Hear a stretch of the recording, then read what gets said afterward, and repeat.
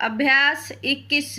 उपसभाध्यक्ष महोदय, सरकार ने अपनी मौजूदा आर्थिक नीति के तहत बड़े उद्योगपतियों, बहुराष्ट्रीय कंपनियों तथा विदेशी पूंजी के समक्ष पूरी तरह से आत्मसमर्पण करके समाजवादी और गांधीवादी विचारधाराओं का घोर उल्लंघन किया है।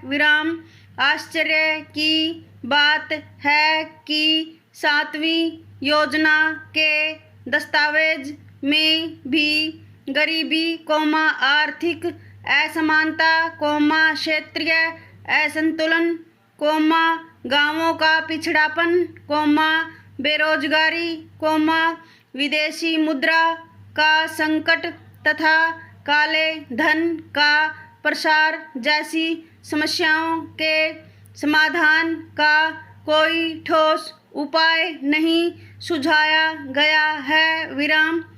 आर्थिक प्रस्ताव में सरकार की सूती कपड़ा नीति की भी तीखी आलोचना की गई है तथा आरोप लगाया जा रहा है कि इसमें हथकरघा और पावरलूम क्षेत्र को वरीयता नहीं दी गई है।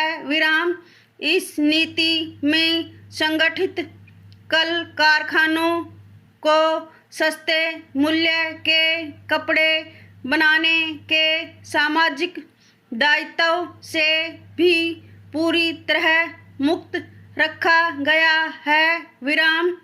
मेरे विचार में इस बात पर जोर दिया जाए कि कुटीर उद्योग के उत्पादों को लघु उद्योग क्षेत्र में और लघु उद्योग क्षेत्र के उत्पादों को बड़े उद्योग क्षेत्र में उत्पादन की अनुमति कदापि न दी जाए और यह नीति कई चरणों में लागू की जाए।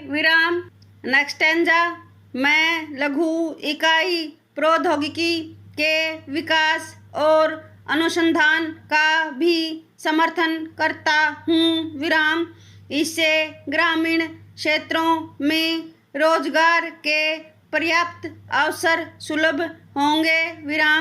कुछ सदस्यों ने यह आरोप भी लगाया है कि मौजूदा सरकार ने आर्थिक विकेंद्रीकरण की गांधीवादी विचारधारा को उल्टा करके रख दिया है और उसके समस्त विकास कार्यक्रम पूंजीपतियों की जरूरतें पूरी करने वाले हैं।